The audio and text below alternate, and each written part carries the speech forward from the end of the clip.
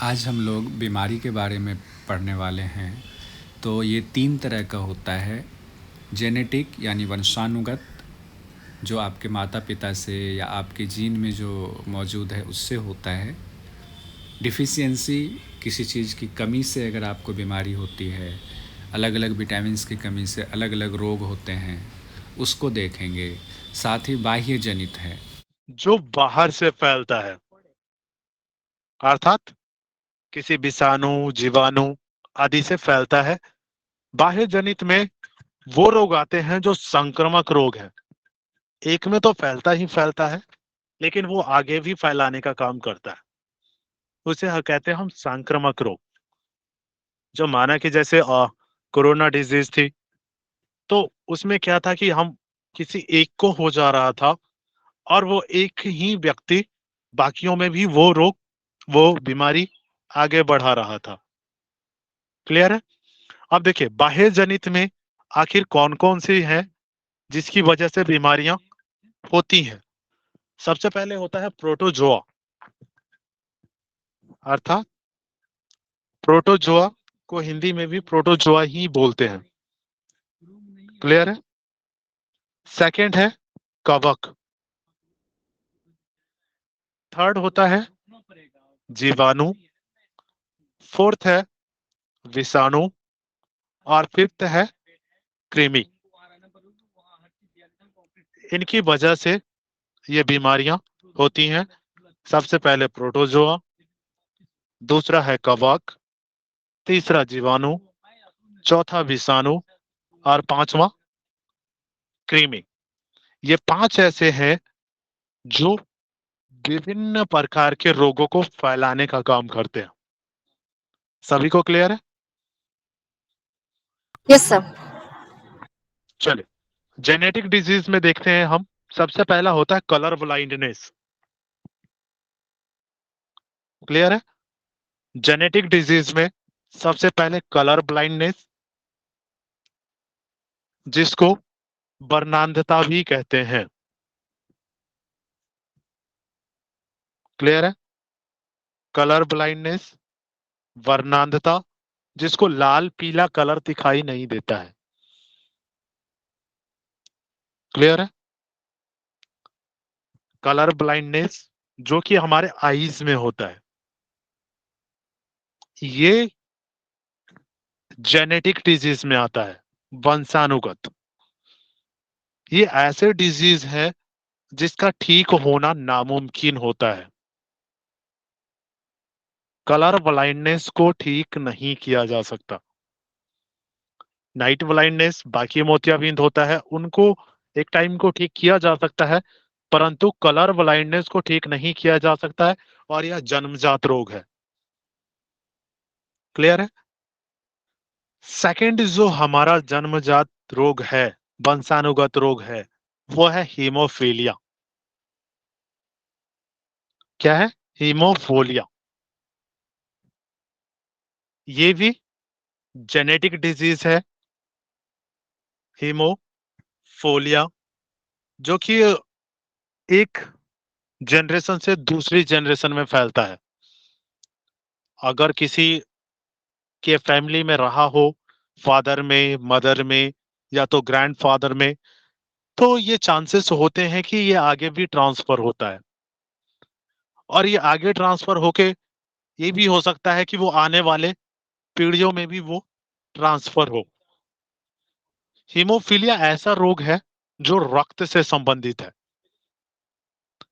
जैसे हम देखते हैं कि कहीं भी कटता है तो कुछ समय बाद रक्त रुक जाता है या तो रक्त में थक्का जम जाता है।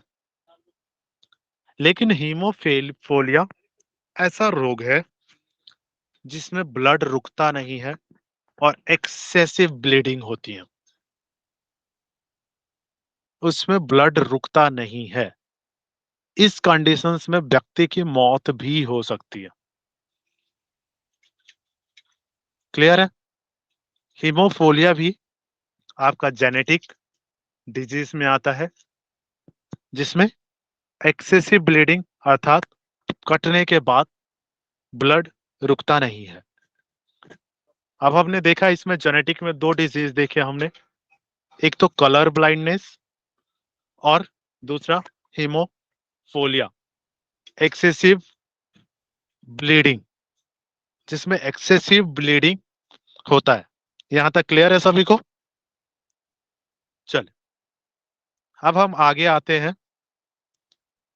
अब हम देखेंगे भैया जी। बीच में क्वेश्चन पूछ सकते हैं ना? हाँ हाँ, बिल्कुल बिल्कुल। इसमें HIV भी आ सकता है ना? HIV आगे आएगा, ये जेनेटिक डिजीज नहीं है। क्लियर है? ये जेनेटिक डिजीज में नहीं आता है। हमने सिर्फ अभी जेनेटिक डिजीज की बात किया। अभी हम HIV को देखेंगे कि वो किससे होता है। क्लियर है? ओके। वो किसी और के द्वारा फैलता है। अब देखिए, यहाँ पे आपको दिख रहा सीजोफ्रेमिया। पिछली बार इससे क्वेश्चन आया था। क्लियर है? क्वेश्चन उसने सीधा ना पूछ के क्वेश्चन ये पूछा था कि सीजोफ्रेमिया में क्या करवाया जा सकता है। सीजोफ्रेमिया ये ब्रेन संबंधित प्रॉब्लम है। किससे संबंधित है? ब्रेन संबंधित प्रॉब्लम है। इसमें होता क्या है, केमिकल इनबैलेंस हो जाता है, डिसबैलेंस हो जाता है। जो केमिकल प्रोसेस होता है ना हमारे ब्रेन में, अगर उसमें डिसबैलेंस होता है तो ये सीजोफ्रेनिया नामक बीमारी होती है। अब सीजोफ्रेनिया में भी 3 प्रकार की होती है। क्लियर है? सीजोफ्रेनिया सबसे पहले जो कि ब्रेन से संबंधित प्रॉब्लम है, और होता किसके कारण है? केमिकल डिसबैलेंस के कारण। लेकिन इसमें भी कई प्रकार देखे जाते हैं। मुख्यतः इसमें 3 प्रकार देखे जाते हैं। जो 3 प्रकार के रोगी हैं वो मुख्यतः सीजोफ्रेनिया के अंदर ही आते हैं, और यह मानसिक बीमारी है। क्लियर है? सबसे पहला है हैलुसिनेशन। सबसे पहला सीजोफ्रेनिया का फर्स्ट टाइप जो है हैलुसिनेशन। हैलुसिनेशन में क्या होता है, आपने कई बार लोगों को देखा होगा, ज्यादातर लोगों को हम पागल कह देते हैं, है ना? इसका होता है कि इसमें आवाजें सुनाई देती हैं। कुछ भी आवाजें सुनाई देती है। जैसे कोई कहता है ना कि मुझे ये आवाज आ रही है, या तो मुझे वो आवाज आ रही है, लेकिन कोई बोल नहीं रहा होता। आसपास कोई नहीं भी बोल रहा होता, फिर भी उसको आवाजें सुनाई दे रही होती है। या तो अचानक से कोई ऐसा कहता है मुझे ये दिख रहा है, या तो मुझे वो दिख रहा है, लेकिन सामने कुछ होता नहीं है। क्लियर है? ये सिजोफ्रेनिया का फर्स्ट टाइप है, हेलुसिनेशन। जिसमें होता क्या है, या तो विभिन्न प्रकार की आवाजें सुनाई देना जो किसी और को सुनाई ना दे रही हो, या तो कुछ दिखाई देना। अचानक से ये चीजें होती है कि ये चीजें दिख रही हैं, वो चीजें दिख रही हैं, लेकिन सामने कुछ होता नहीं है। वो उसकी अपनी मन की मनगढ़ंत एक इमेजिनेशन होता है। क्लियर है? इसको हम कह सकते हैं फॉल्स इमेजिनेशन। क्लियर है सभी को? ये सिजोफ्रेनिया का पहला टाइप है। मैंने इसीलिए कहा था कि सिजोफ्रेनिया के तीनों टाइप्स अलग अलग हैं, लेकिन ज्यादातर चीजें इसमें सेम होंगी, और ये सभी सिजोफ्रेनिया के अंदर आते हैं। हैलुसिनेशन। सेकंड आता है डिल्यूशन।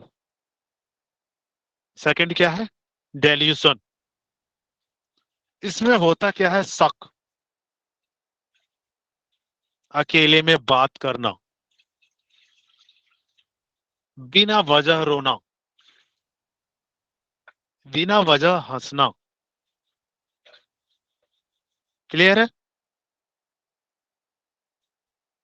यस या no? Yes sir. Yes sir. Delusion में रोगी को होता क्या है, वो बेवजह शक करेगा। कुछ भी है। अगर आपने कहा ये सही है तब भी गलत है, अगर गलत है तब भी सच। तो ये चीजें कुछ लोग देखते हैं अकेले में बातें करते रहते हैं अपने आप से, हमें लगता है ये तो पागल है ना। कुछ लोग अचानक रोना शुरू हो जाते हैं बेवजह, कुछ भी नहीं, अभी बैठ रहे हैं, कभी रोना शुरू हो गए, कभी हंसना शुरू हो गए। तो ये एक बीमारी है, क्लियर है। ये कुछ और नहीं, ये सिजोफ्रेनिया का टाइप्स है, डेल्यूशन। इसका थर्ड आता है नेगेटिव एवोल्यूशन।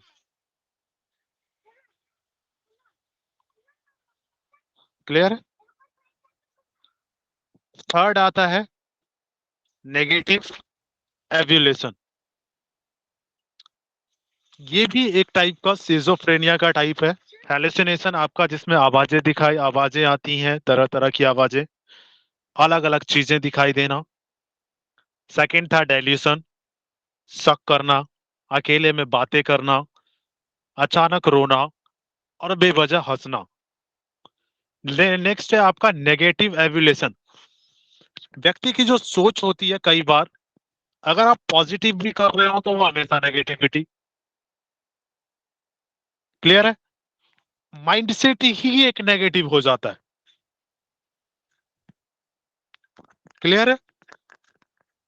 हमेशा इस तरीके की बातें करना, नहीं ये नहीं हो सकता, नहीं ये नहीं कर सकता, ये मतलब चीजें थोड़ी सी अलग दिखाई देंगी बिल्कुल, कि बातों में नेगेटिविटी।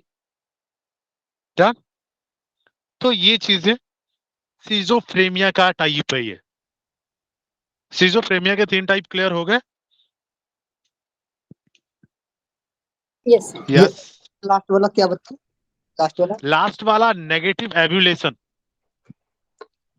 मीनिंग क्या बोले? जिसमें चीजें नेगेटिविटी, जैसे किसी व्यक्ति के बातों में आपको नेगेटिविटी दिखेगी, हर बातों में। ऐसा नहीं है एक दो बातें हो गई तो वो ये नेगेटिव एवोल्यूशन होगा, नहीं। अगर बस आप उसको जब देखें तो वो हर टाइम आपको दिखेगा कि वो सिर्फ नेगेटिविटी, नेगेटिव बातें।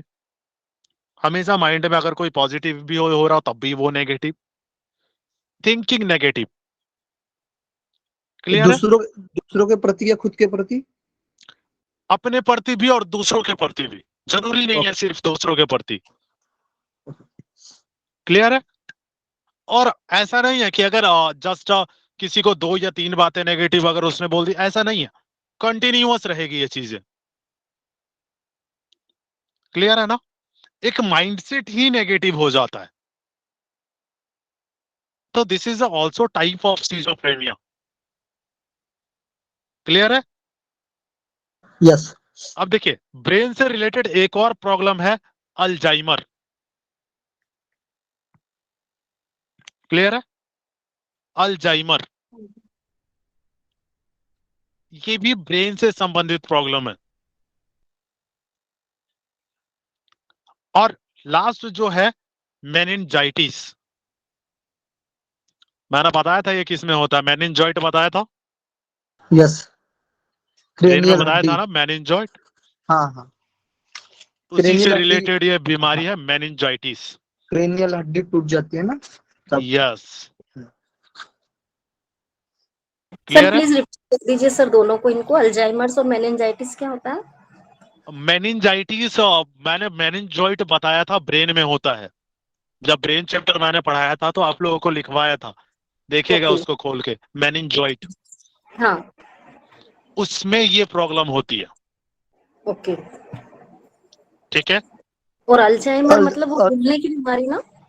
जी, भूलने की बीमारी, ओके ये भी थैंक ब्रेन से रिलेटेड होता है आपका। You ji. हाइपोथैलेमस याद है, ओके हाँ जी जी। अल्जाइमर।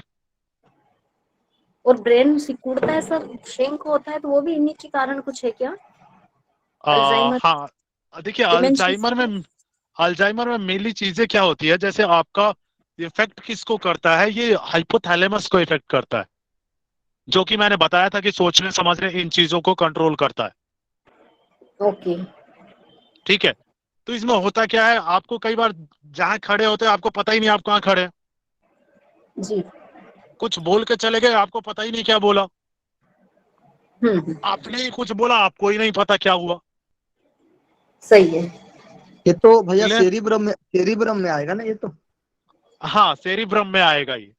सेरिब्रम जो ब्रेन का पार्ट होता है उसी में होता है ये, हाँ, फर्स्ट पार्ट में सेरिब्रम फर्स्ट में आएगा, पार्ट में। फिर वो यस, हाँ, स्मृति से रिलेटेड। स्मृति बाकी चीजें जो होती है ना उस पर डिपेंड करता है। तो ये चीजें, लेकिन प्रभावित कौन होता है? हाइपोथैलेमस भी, हम्म। क्योंकि पूरी बॉडी को कंट्रोल करता है ना वो। जी। ठीक है। तो आपको यही ध्यान नहीं रहता है, कई बार व्यक्ति आधे आधे घंटे तक उसको नहीं पता कि हुआ क्या। अच्छा। आधे घंटे बाद पता चलता है, अरे मेरे साथ कुछ हुआ भी नहीं, पता। अच्छा। क्लियर है? ओके। Thank you. ये सर चीजें। जिसमें, हाँ, एक्सक्यूज मी सर, जिसमें ये बॉडी शेक करती है वो कौन सी बीमारी होती है? मतलब वो थोड़ा सेक सा का ओल्ड, आपका अलग होता है, या वो सेक अलग को है ना? कहते हैं राइट। वो पार्किंसन। हाँ, Parkinson. Parkinson, Parkinson. Right. Yes, shake कर पार्किंसन। लो। दिमाग अच्छा जिसमें ठीक हाथे है। सेक करना, बॉडी सेक हाँ करना, जी, पैर सेक करना, ये चीजें होती हैं।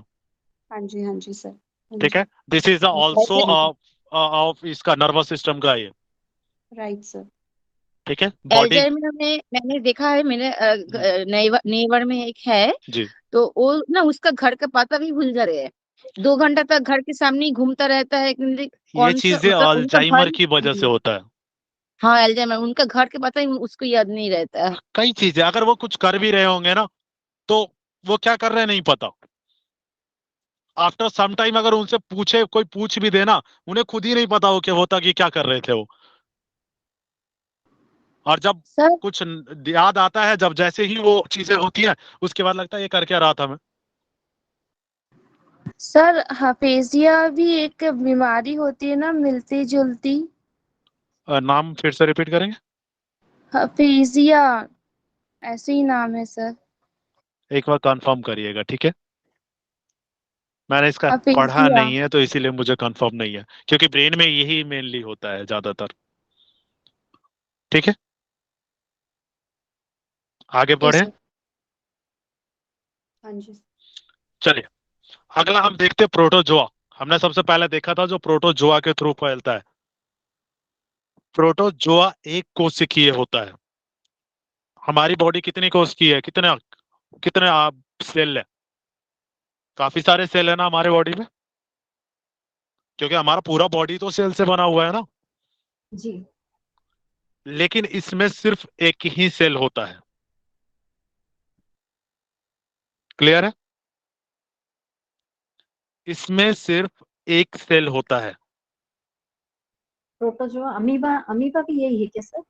अमीबा अलग होता है, प्रोटोजोआ को ओके। इंग्लिश में भी प्रोटोजोआ ही कहेंगे। ओके। क्लियर है? इसका हिंदी में भी नाम प्रोटोजोआ है और इंग्लिश में भी नाम प्रोटोजोआ है। ओके। इसका एक शॉर्टकट है। शॉर्टकट क्या है? पे, काम, सोप। क्या शॉर्टकट? पे, पे, काम, तो। काम, सोप। अब हम एक एक करके देखें। जी। पे से है पेचिस। पेचिस किससे होता है? प्रोटोजोआ से। प्रोटोजोआ से। और पेचिस में होता क्या है? एक्सट्रीम लेवल का लूज मोशन। क्लियर है? इसमें कईयों की डेथ होती है। इसमें म्यूकस भी आता है ना सर, स्टूल के साथ? यस। क्लियर है? और आफ्टर सम टाइम ये कंटिन्यूअस होता रहता है, लूज मोशन, वोमिटिंग भी और स्टूल भी। क्लियर है? सर इसी को डायरिया भी इसी को कहते हैं? डायरिया आगे आएगा, पेचिस अलग है, ठीक है। सेम डायरिया इज टाइप के डिफरेंट। हैं ज्यादातर। ये आम वाला, आम निकलती जिसके साथ वो होगा सर। हाँ, सेम टाइप की हैं ज्यादातर, उसमें भी ये चीजें होती है, बस कुछ कुछ चीजें अलग होती हैं। वो फैलता किसी और चीज से। क्लियर है? पेचिस जिसमें एक्सट्रीम लेवल का लूज मोशन होता है और इसमें कई ज्यादातर डेथ होती हैं अगर टाइम पे इलाज नहीं दिया गया। इसमें डॉक्टर ग्लूकोज की बोतल तुरंत लगाते हैं। उसका रीजन होता है वाटर लेवल डाउन जाना। क्लियर है? शरीर का सारा पानी या तो वोमिटिंग के थ्रू या स्टूल के थ्रू बाहर आ जाता है। डन। नेक्स्ट है का। पे का से काला जार। एक टाइम में फेमस रहा है ये, सुना होगा, सबने सुना होगा काला जार। यस काला जार किससे होता है? ये भी प्रोटोजोआ से होता है। क्लियर है? सर इसका इंग्लिश नेम क्या होगा कालाजार का? ब्लैक फीवर टाइप कहते थे इसको पहले, सुना होगा। ये काफी टाइम पहले चला करता था और बच्चों में ज्यादा होता था और इसमें बुखार उतरता ही नहीं था। 1 मंथ 2 मंथ। क्लियर है? जी। ये भी किससे होता है? प्रोटोजोआ से। और एक चीज याद रखिएगा, ये जो प्रोटोजोआ है, वायरस है, बैक्टीरिया है, ये एक जीव टाइप के होते हैं। क्लियर है ना? ये एक जीव टाइप के होते हैं जो शरीर के अंदर जाके और वो शरीर को इफेक्ट करना शुरू करते हैं और उसके सिम्टम्स कुछ इस तरीके से बाहर आते हैं, चाहे वो बुखार हो या लूज मोशन। क्लियर है? ये जीव इतने छोटे होते हैं कि इनको सिर्फ माइक्रोस्कोप के थ्रू देखा जा सकता है। क्लियर है? Okay sir. के का और माँ से मलेरिया। मलेरिया किससे होता है? प्रोटोजोआ से। मलेरिया से सब परिचित होंगे, है ना? जी सर। यस। फीवर इसमें भी एक्सट्रीम लेवल का रहता है और कंटिन्यूअस काफी दिन तक रहता है। क्लियर है ना? नेक्स्ट है सो से सोने की बीमारी होती है एक, जिसमें नींद ही नींद है सिर्फ। क्लियर है? जी। पे से पेचिस, का से कालाजार, माँ से मलेरिया, सो से सोने की बीमारी। आगे मैं पढ़ाऊंगा ये होता क्यों है और किसकी वजह से होता है। बस ये इतना याद रखना है कि ये होता किसके द्वारा है? प्रोटोजोआ। क्लियर है? इसको फैलाने वाला हम लोग आगे देखेंगे कि इसका वेक्टर कौन है। क्लियर है? से होता है pyorrhoea. Pyorrhoea related to teeth और गम्स। टीथ, मसूड़े। क्लियर? सोने की बीमारी किससे रिलेट हो गई? ब्रेन से, क्योंकि सोना तो ब्रेन से कंट्रोल होता है ना। यस। तो इफेक्ट कहाँ होगा? ब्रेन में। क्लियर है ना? ये आपको क्लियर हुआ? पे का सूप, पे से पेचिश, का से कालाजार, माँ से मलेरिया, सो से सोने की बीमारी और पा से पायरिया। यहां तक सभी को क्लियर है? ये सारे रोग ऐसे हैं जो प्रोटोजोआ से फैलते हैं। यहां से भी कई बार क्वेश्चन आता है, मलेरिया से कई बार क्वेश्चन देखने को मिला है कि ये किससे होता है। क्लियर है? यस। या तो सोने की बीमारी पूछ दिया जाता है। पिछले वाले एग्जाम, अभी जो एग्जाम गया है उसमें सोने की बीमारी यूरिया से यूरिन से रिलेटेड शायद एक क्वेश्चन था, आप लोगों को याद हो तो। यूरेनिया करके ऑप्शन था, कुछ और भी था। यूरिन से संबंधित बीमारी, सोने से संबंधित बीमारी। क्लियर है? इससे भैया प्लेटलेट भी कम होता है ना, सोने की बीमारी। प्लेटलेट के कम होने से वो नींद आती है, नींद आती टाइप। ब्लड का जो प्लेटलेट ब्लड में जो है। या प्लेटलेट का मेन जो होता है वो डेंगू में होता है। क्लियर है? प्लेटलेट डाउन होने का जो काम होता है वो आपका डेंगू में ज्यादा होता है। अभी हम आगे उसको भी देखने वाले हैं। ठीक है, प्रोटोजोआ से सभी को क्लियर है? पेय काम सोप। Yes sir, clear. अगर आप ऊपर याद रखते हैं तो आपको बीमारियों के नाम भी बहुत इजी याद हो जाएंगे। क्लियर है? ये शॉर्टकट ट्रिक को फोकस करना है। बाकी भी जवाब दे, बाकियों को क्लियर हो रहा है ना? जी सर। क्योंकि अगर क्लियर नहीं होगा तो मैं दोबारा बताऊंगा।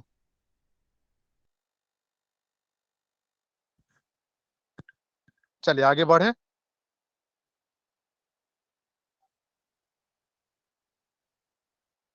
डन। देखिए, मलेरिया। मलेरिया किसको प्रभावित करता है? क्वेश्चन ये आता है। मलेरिया आपके स्प्लीन को प्रभावित करता है। किसको प्रभावित करता है? आपके स्प्लीन को। और इसको फैलाने का काम कौन करता है? एस्पेरोजाइट नामक मच्छर। ओके। एस्पायरोजाइट नामक मच्छर जो है उसके ऊपर जो प्रोटोजोआ होता है ना, फैलाने का अर्थ समझ में आ गया आप लोगों को? कि वो जो प्रोटोजोआ होता है ना, ये स्पैरोजाइट नामक मच्छर पे बैठ जाता है और वो इधर से उधर संवाहक का काम करता है, फैलाने का काम करता है। क्लियर है? एक चीज याद रखिएगा, मुझे भी ये न्यूज जानने को मिला है, इसीलिए मैं आप लोगों को बता रहा हूं। ठीक है, एक क्वेश्चन पूछ रहा हूं, उसका कोई जवाब देंगे। हमेशा मादा मच्छर ही बीमारियों को फैलाने का काम क्यों करती है? यस। वो गर्भवती रहती है ना, उसको मादा के जो बच्चा रहता है उसके यस। लिए ब्लड की आवश्यकता होती है बच्चे के लिए, तो वो यस, मादा ही फैलाने का काम करती है। बहुत ही बढ़िया।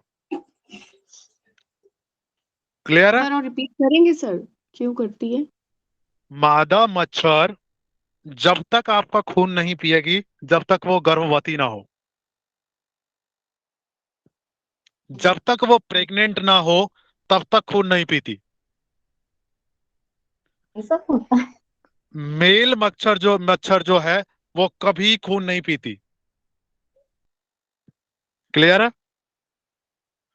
मेल जो मच्छर है ना, वो कभी ब्लड नहीं पीता है, किसी का खून नहीं पीता वो पता है किससे काम चलाता है? फूलों के रस से। क्लियर है? इंटरेस्टिंग। इसीलिए मैंने बोला, मुझे भी न्यू पता चला था। तो गर्भवती होती है तो पीती है ना, कि नहीं होती तो? ओनली गर्भवती जब होती है तभी पीती है, ओके। नहीं तो वो भी फूलों का रस पी रही होती है जब तक वो प्रेग्नेंट नहीं होती है। क्लियर है? इसीलिए आप लोगों ने देखा होगा कि पेड़ों के पास कितने मच्छर देखने को मिलते हैं आपको? हाँ। बहुत सारे। Yes sir. बहुत सारे ना। हाँ जी सर। आपने कभी सोचा नहीं होगा आखिर क्यों? सही है। राइट। आज पता चला क्यों। चला। हाँ जी। और इसीलिए होता क्या है, जब मादा मच्छर खून पीने के लिए आती है ना, जब वो प्रेग्नेंट होती है, प्रोटोजोआ उसके ऊपर बैठ जाता है। अच्छा। क्लियर है? क्योंकि ह्यूमन बॉडी तक पहुंचने का ये एक तरीका है, हम्म। और वो जैसे ही काटने आती है वो उसके थ्रू आपके बॉडी में। तो क्लियर? संक्रमित से प्रोटोजोआ हमारे उसके साथ आता था, मतलब संक्रमित किसने किया? प्रोटोजोआ ने। अच्छा, लेकिन संवाहक कौन बना? एस्पेरोजाइट नामक मच्छर। मच्छर। और ये मच्छर ही नहीं, आगे हम देखेंगे कि मक्खियां भी करती हैं। अच्छा, ठीक है? यस। ये जो फंगीस है, क्या ये बोले जो सर? क्या चीज, फिर से बोलेंगे? अभी क्या बोले? ये जो प्रोटोजोआ है ना, और जो फंगीस है, और आगे भी देखेंगे वायरस और बैक्टीरिया भी, इनको फैलाने का काम मक्खियां भी करती हैं। मक्खियां इनको एक जगह से दूसरे जगह ले जाने का काम करती है, और मच्छर इनको एक जगह से दूसरे जगह ले जाने का काम करती है। अच्छा, क्लियर है? ये खुद ओके। उड़ के आपके पास नहीं आ जाती हैं। इसको लाने और ले जाने का काम मच्छर और मक्खियां करती हैं। ये दोनों संवाहक हो गए। ये दोनों संवाहक हो गए। फैलाया किसने? प्रोटोजोआ ने। रीजन तो प्रोटोजोआ है ना, उसके कारण हुआ। कैरियर है वो। ठीक है, ये चीजें क्लियर रखेंगे। यस, जैसे प्लांट में भी होता है ना। बिल्कुल। हाँ, प्लांट क्योंकि में वो जो देखे आप लोग, हाँ, जो चिड़िया गर्भ होती है, चिड़िया उस बीज को खाती है, कहीं और जाके वीट कर देती है, करती है ना। वो पेड़ एक जगह से दूसरी जगह उग जाता है। यही काम ये लोग कर रहे हैं। हाँ, नहीं, और उस अलग तरीके से, जैसे अलग अलग प्लांट होते हैं। मैंने सुना हो कि जो बार रहता है ना, मादा और नर रहता है उसमें भी, प्लांट में भी, तो वो मिलाने का काम करते हैं दोनों को। जो हाँ, वो मच्छर बारीक करते हैं। बारीक रहते हैं, कीटाणु, वो हम्म। बाहर खाने के लिए आते हैं ना, बाहर खाते हैं ओके। एक प्लांट का, तो वो बाहर जो खाते हैं, और हम्म। फिर दूसरे प्लांट पर जाते हैं ना, उसमें भी खाने के लिए जाते हैं, तो वो फिर लग जाता है उसका मुंह मुंह मुंह लग जाता है दूसरे प्लांट पर, तो फिर अच्छा वो अच्छा। हाँ, वो फूलों फिर होता है। फूलों का निषेचन करते हैं वो। हाँ, फूलों का पूरा। निषेचन। हाँ पूरा। मादा है ना, मादा और नर जो फूल रहते हैं, हाँ, ताकि वो फूल बने, उसपे फिर फल तभी आते हैं सब। यस, क्लियर है? वो जो इसको आप पढ़ते हैं पादप वाले में, जब हम लोग फ्लावर पढ़ते थे ना 9th या 10th में, जी तो वो सर। जो होता है। हम्म। क्लियर है? और ये पेड़ पे चिपक के निकल उसमें जाते हैं ना। यस, उसमें चिपक के चले जाते हैं। हम्म। इसको देखिए, मलेरिया के लिए सबसे अच्छी दवा पता है किसकी है? सिनकोना पौधे का जूस, ओके। जिसको सुनिए। कुनैन कहते हैं। क्या कहते हैं सर? रिपीट करिएगा। कुनैन। अच्छा। ठीक है? किससे बनता है ये कुनैन? सिनकोना पौधे के जूस से। अब जो मलेरिया की दवा है, वो क्लोरोक्वीन है। क्लियर है? क्लोरोक्वीन, ये एक मलेरिया की दवा है। अब क्लियर है सभी कुनेन को? लेते क्या, अब नहीं लेते क्या कुनेन सर? ये पहले यूज किया जाता था, अब उसको ट्रांसफर करके इसको लाया गया है। ओके। ठीक है, तो इसी से क्लोरोक्विन दवाई तो वो बनाई गई गैस है। है ना, एक तरीके की गैस होती ना ये? यस, ये एक्चुअली क्लोरोक्वीन जो है ना, क्लोरोक्वीन गैस नहीं है, ये एक दवा है। वो ओके। अलग है, क्लोरोफीन होता है वो अलग होता है।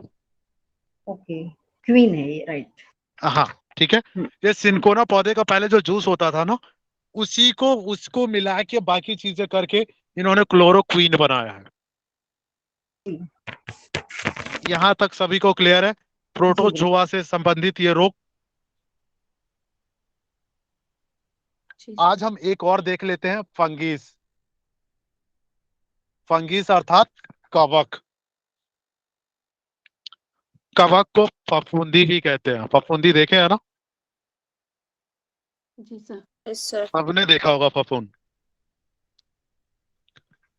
इससे संबंधित भी कुछ बीमारियां होती है।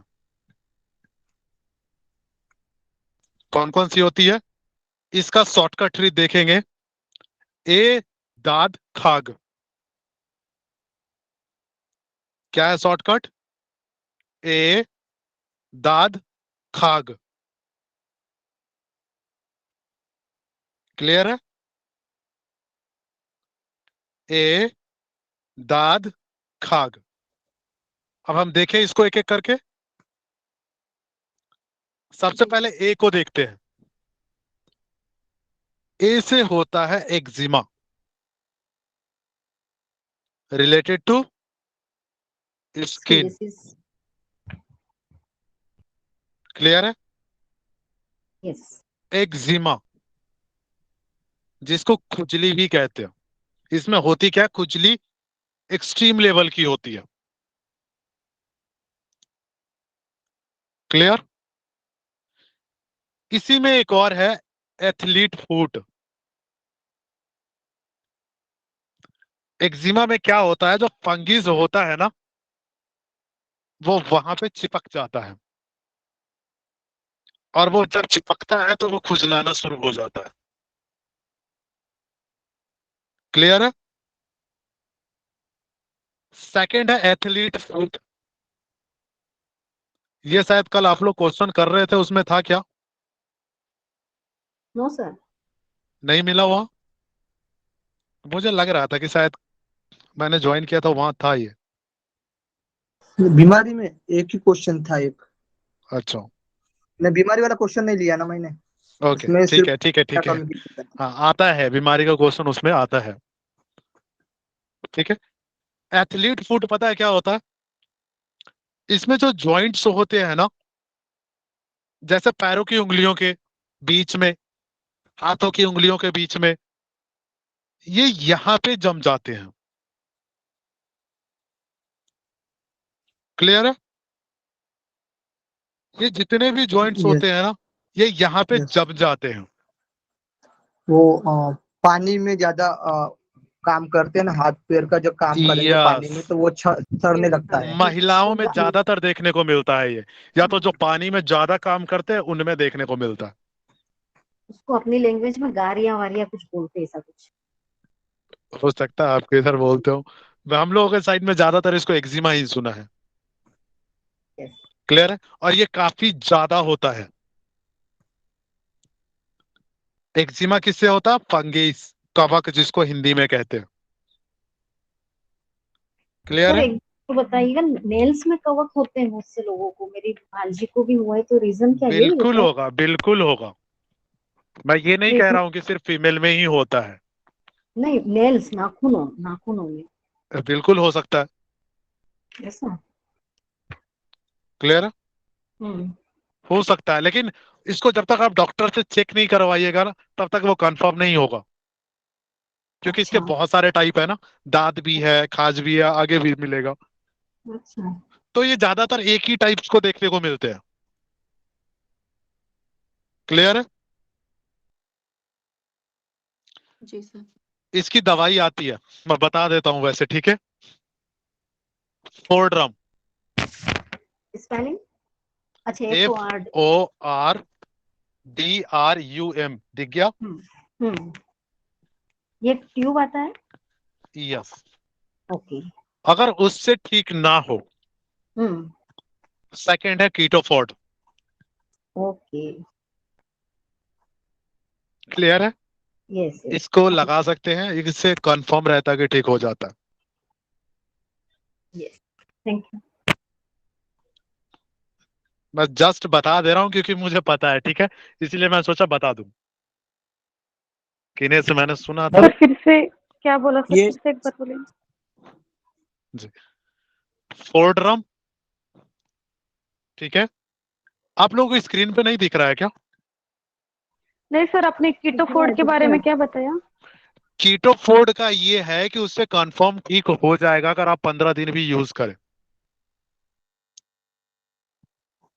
क्लियर सर है? ये एक्जिमा में भी काम करती है क्या? ये एक्जिमा के लिए स्पेशली है, दाद और खाज में भी काम करेगा। सर ये एलोपैथी में है कि उसमें?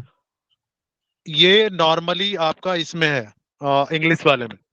एलोपैथ में, एलोपैथ में क्या, एलोपैथ में भी आपको दिया जाता है, वो अपनी अलग दवाइयां देते हैं। किसमें आता है सर? क्लियर है? ये आपका इंग्लिश में आता है, अंग्रेजी दवाओं में। जी सर जी। ठीक है? उसमें भी देते हैं। एलोपैथ दवाइयां कहा जाता है कि बहुत ज्यादा कारगर होती हैं इनमें इनमें और आगे आगे हम पढ़ेंगे जो स्किन डिजीज है ना, उसमें और भी स्किन डिजीज जो है उसमें सबसे ज्यादा जो वर्क करता है वो एलोपैथ करता है। क्लियर है? ये एक्जिमा के लिए मैंने बताया फोड्रम और कीटोफोर्ड, ये 2 दवाइयां। जी। ठीक है, ए से एक्जिमा हो गया। अगले दा से क्या हुआ? दाद। ये भी एक खुजली का टाइप है। क्लियर है? एक्जिमा का ही एक रूप होता है दाद। क्लियर है ना? इसमें गोल गोल बन जाता है। इसका आकार ज्यादातर आपको गोल गोल देखने को मिलेगा। ये भी किसके कारण होता है? फंगीज के कारण, कवक के कारण। अगला द है क्या?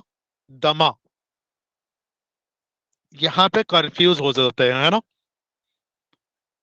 कि बाकी सब तो स्किन की है लेकिन ये लंग्स का आ गया, जी हाँ, डिफरेंट हो गया है कोई तो। है ना।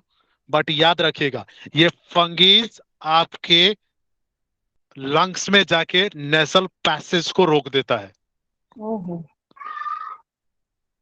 क्लियर है? जैसे जो आपका या पोलन ग्रेन्स बोलते हैं ना। समझ में राइट आया? राइट सर, हाँ। वो कफ को सुखा देता है, कफ में जाके जम जाता है। क्लियर है? और वही आपके श्वास के रास्ते में जमता चला जाता है और वो दिक्कत करता है, आपका दमा की प्रॉब्लम करता है वो। जहां लंग्स सांसों को नहीं खींच पाता है क्योंकि उसको जगह ही नहीं मिलती है। जिस रास्ते से श्वास आ रहा था उसमें अगर कफ जम गया तो दिक्कत होगी। तो नोस्ट्रल में भी दिक्कत देता है ये कहीं? ट्राई करता है नॉस्ट्रल इसको? से तो श्वास खींच ही लेंगे खींच ही लेंगे। लेकिन हाँ, गले अंदर से नीचे से। कहाँ जाएगा? ओके, श्वास नलिका के। हाँ। तो घर घराहट की आवाज सुनने को मिलती है ना। जो दमा के पेशेंट होते हैं वो घर घराहट के साथ श्वास क्यों लेते हैं? क्योंकि गले में तो जमा होता है कफ। क्लियर है? और ये तो ये कफ के साथ से बताइए फंगिस दमा मिलके वहां बैठ जाता है। सर, एक बार कफ फिर के से बताइए दमा का। किस चीज का? दमा का। हाँ, दमा सुनाई नहीं दिया मुझे कुछ भी। फंगीज क्या करता है? ये आपके श्वास के रास्ते अंदर जाता है। क्लियर है? और ये जी जी श्वास के सर। रास्ते जाके कफ के साथ जम जाता है और कफ के रास्ते जब कफ में जब जमता है तो ये जो श्वास नली है ना, इसको अवरुद्ध कर देता है। क्लियर है? जी जी सर, कफ धन्यवाद। के साथ बैठ के ये श्वास नली को अवरुद्ध कर देता है जिससे श्वास लेना कठिन हो जाता है। क्लियर है? जी सर। जी तो सर। दमा का रीजन क्या है? फंगीस।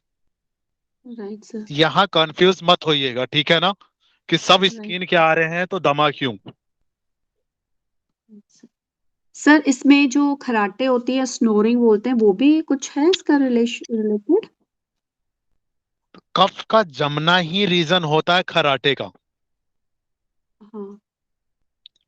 जब कफ श्वास नली में जमेगा ना तो उस व्यक्ति को सांस लेने में तकलीफ होगी।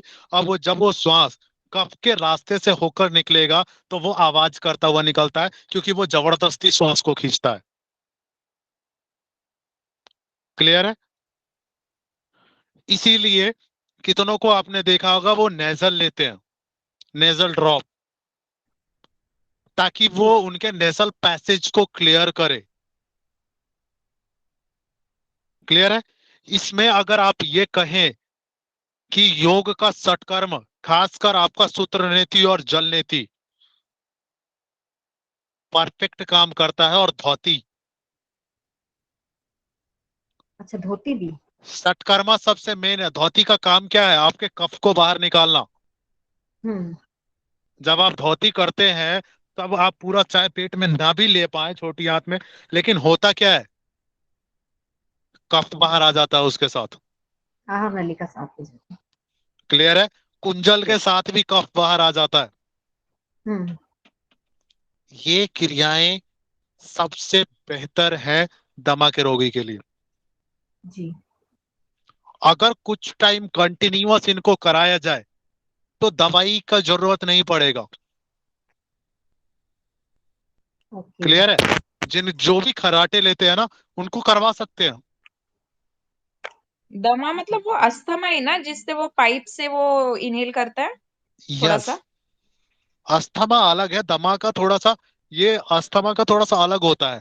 उसमें आपका लंग्स इफेक्ट होता है, यहाँ आपका नेसल पैसेज है। सर अस्थमा और दमा एक ही है, दोनों का एक हिंदी में बोलते हैं दमा और अस्थमा अंग्रेजी में बोलते हैं। ओके, है दोनों ठीक है, ही रेस्पिरेटरी ट्रैक्ट का प्रॉब्लम है सर, पर थोड़ा ठीक है। सा डिफरेंस हो सकता हाँ, है वही आप जो चीज, कह रहे थोड़ा हो। सा डिफरेंस है, हाँ हाँ हाँ हाँ। बट अदरवाइज चीजें इसको नेम वही वाइज समझेंगे, दोनों ठीक है? सेम है। हाँ, नॉर्मल लैंग्वेज में हम लोग ज्यादातर अस्थमा ही बोलते हैं, दमा नहीं बोलते हैं। सर कहने का मतलब है जो अस्थमा है वो एडवांस और ज्यादा एडवांस है दमा से सेम थोड़ा सा प्रोसेस और में ही होता है, सेम हाँ प्रोसेस में सेम ही होता है। प्रोसेस। ठीक है, लेकिन अस्थमा के टाइप्स हो जाते हैं, अस्थमा के भी टाइप्स हो जाते हैं, है ना? कोई सीवियर में आता है, कोई नॉर्मल में आता है। आप डॉक्टर सर से सुने होंगे, हाँ जी सर हाँ जी। है ना? टाइप 2, टाइप 1 इस टाइप में बताते हैं वो लोग, राइट सर। है ना? हाँ जी। चलिए नेक्स्ट देख लें, आज इसको खत्म करते हैं, है ना? नेक्स्ट है खाग, खाज। खाज जो होता है वो लंबा लंबा होता है। दांत का क्या बताया था, गोल होता है ना? ये खाज जो होता है लंबाई में होता है ये। एंड ये भी एक स्किन डिजीज है। क्लियर? और ये भी किससे होता है? फंगीज से। डन। नेक्स्ट है आपका गज्जापन। ओ। ठीक है, गंजापन भी फंगीज के कारण होता है। तो ठीक है, किस टाइप का गंजापन सर? जैसे कुछ लोगों के गंजापन होता है, किसी को देखे होंगे कि कम एज में भी हो बीच में से चले जाते बाल, किसी के मोस्टली देखा है वही।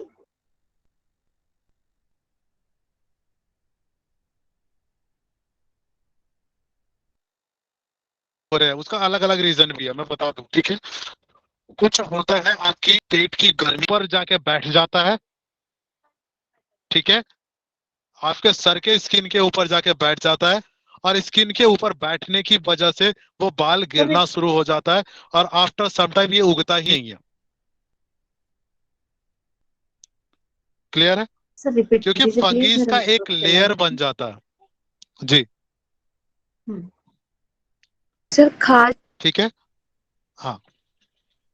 सर खाज का समझ नहीं आया। खाज, एक्जिमा, दाद, इन्हीं का एक टाइप है, खुजली का एक टाइप है। क्लियर है? लेकिन इसमें थोड़ा सा लंबा लंबा सा होता है। पूरी शरीर में हो जाता है। बिल्कुल, आपका दमा एक्जिमा भी पूरे शरीर में हो सकता है, दाद भी पूरे शरीर में होता है, सोराइसिस भी इसी में आता है क्या? रैसेस भी इसी में आता है। सोराइसिस। सोराइसिस, बिल्कुल, सोराइसिस भी एक स्किन डिजीज का टाइप है, खुजली का टाइप है। अच्छा अच्छा। वो ठंडी के टाइम में आता है। ठंडियों में ये ज्यादा देखने को मिलता है। क्लियर है? उसका रीजन है शरीर का साफ ना होना। क्लियर है ना? ठंडी में कई लोग 3 या 4 दिन में नहाते हैं कभी कभी, है ना? तो उस सिचुएशन में बैठने का मौका आराम से मिलता है फंगीज को, है ना? जी। ठंडियों में मे बी शायद ना वाटर इनटेक लोग कम करते हैं तो गर्मी की वजह यस, से भी होता होगा ना, इसीलिए। और गर्मी समर की में वजह से, वाटर और इनटेक एक्चुअली बहुत इनको ज्यादा। टाइम मिल जाता है ना। अगर मान के चलिए आज वो अगर आपके शरीर पे बैठा, या तो शरीर पे आया, कल आप नहा लिए, तो क्या पानी के साथ बह नहीं जाएगा? कुछ कंडीशंस में तो ये बह जाता है, लेकिन कंटिन्यूअस जब जमा होने लगता है तो ये परत बना लेता है। क्लियर है?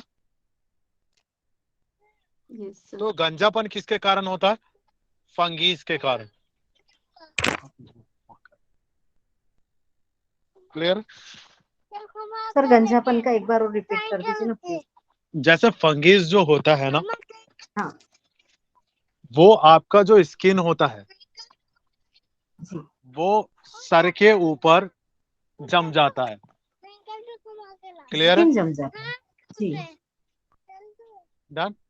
हाँ मौसा गाड़ी से ले जा रहे हैं जो, ठीक है। तो वो स्किन के ऊपर जाके जम जाता है। जो दिक्कत क्या करता है, जैसे बाल गिरना शुरू हो जाएगा जब वो स्किन के ऊपर जमेगा ना, तो मान के चलिए जो परत है वो परत जब जमेगा तो वो बालों को कमजोर करता जाएगा, बालों की जड़ों को। इसको क्लियर है? डैंड्रफ के रूप में सोच सकते हैं। बिल्कुल डेंड्रफ। ओके समझ ये में आया? वही है ना। डेंड्रफ की एक परत जब जमती है तो आप देखेंगे कि बाल कितना जल्दी गिरता है। राइट। इसका एक वजह और भी है सर, जी कुछ हार्मोनल इम्बैलेंस की वजह से भी होता है। बिल्कुल होता है हार्मोनल हाँ इम्बैलेंस। हाँ मैंने बोला था, मैंने इसको हाँ पहले भी आप लोगों को बताया था कि ये पेट में एक तो गर्मी की वजह से भी होता है, डन, और हार्मोनल इम्बैलेंस की वजह से भी होता है। हाँ, पिट्यूटरी ग्लैंड्स यदि आपका प्रॉपर काम नहीं कर रहा है, यस, नहीं मैंने करेगा। बाल और नाखून का बताया था ना एक बार, तो वो भी जी इसका रीजन होता है। हाँ, तो शीर्षासन बहुत ठीक है? मतलब फायदेमंद है हाँ इसमें, सेतु बंधासन। यस, लेकिन जो ये फंगीज वाला है इसमें हाँ, वो चीजें फंगीज इफेक्ट वाला नहीं है, करेंगे। फंगीज में आसन ही योगा नहीं करेगा काम। यस, इसे तो हाँ, तो सफाई ही करना है इसको। हाँ बिल्कुल। सर ओके मेरा एक क्वेश्चन है, ये जो हम नेल्स जी, को रब करके बोलते हैं ना कि बाबा रामदेव जी भी बताते हैं, तो इज इट मतलब है इससे कोई कनेक्शन है बालों का? किस चीज का दोबारा कम करेंगे एक बार? सर ये नेल्स रिपीट। नेल्स को, दोनों हाथों के नेल्स को रब करके भी कहते हैं ना कि बाल आ जाते हैं आपके, या ग्रे हेयर के, कुछ है कनेक्शन है कई बालों लोगों का? को ये चीजें करते भी देखा होगा आपने और सुनते भी हाँ देखा जी, होगा, वही मैं कह बट रही हूँ। इसके पीछे का मुझे साइंटिफिकल रीजन नहीं पता है। कुछ पॉइंट्स हो सकते हैं ना क्योंकि एक्यूप्रेशर बाबा के जो। जी भी कहते हैं ना। नेल के ऊपर रामदेव। कुछ तो है। पॉइंट हो सकता है, एक्यूप्रेशर पॉइंट। जी हाँ अगर एक्यूप्रेशर पॉइंट का हो तो उसका मैं डिटेल में नहीं कह सकता, क्योंकि एक्यूप्रेशर में मैंने अभी तक ये नहीं पढ़ा है। मैंने पढ़ा है बाकी चीजों का, अलग अलग पॉइंट्स हैं एक्यूप्रेशर में, आपके हेड से रिलेटेड और बालों से रिलेटेड, ठीक है। लेकिन हाँ, अगर आप ये ब्रेन का पार्ट देखती है ना, तो ब्रेन का पार्ट क्या है, थंब का सबसे ऊपर वाला पार्ट। क्लियर है? हम्म जो हेड एक्यूप्रेशर का जो हेड में हेड का कहा जाता है, ये थंब का सबसे जो ऊपर वाला पार्ट दिख रहा है ना आप लोगों को, हाँ नेल के बिल्कुल जस्ट पास में, जी। ये आपका अपर पार्ट है। डन? हम्म तो अपर पार्ट, इसीलिए पिट्यूटरी ग्लैंड पीछे होगा नेल के पास। राइट। क्लियर है? हम्म अगर हेड ऊपर है तो पिट्यूटरी पीछे होगा, अच्छा। नेल के जस्ट पास में। तो क्लियर पिट्यूटरी है? मेन हमारी और वहां होती क्या, ब्रह्मरंध्र पे ही रहती है ना, यस, सेंटर में। ठीक है, हाँ। जी और एक चीज याद रखिएगा, एक्यूप्रेशर का जो 3 सिस्टम है ना, कॉरेस्पोंडेंस, हम्म मेन और मीनिंग, ये जो वर्क अगर करेगा तो ये मेन सिस्टम पे वर्क करेगा, जिसमें मेन सिस्टम में आपके 5 फिंगर्स में ही, हर एक फिंगर में आपकी पूरी बॉडी है। यस। क्लियर है? हम्म हर एक फिंगर में आपकी पूरी बॉडी है, बिल्कुल। पैर से लेके सर से लेके पूरा body part. This is the main system of acupressure. बिल्कुल क्लियर? जी। चलिए, यहां से क्लियर हो गया आप लोगों को? ओवर जी करूंगा क्योंकि फिर मेरी क्लास है नेक्स्ट। जी सर। सभी को क्लियर है ना? आगे हम लोग फिर कल Yes, करेंगे, अभी काफी yes, बाकी है clear. इसमें।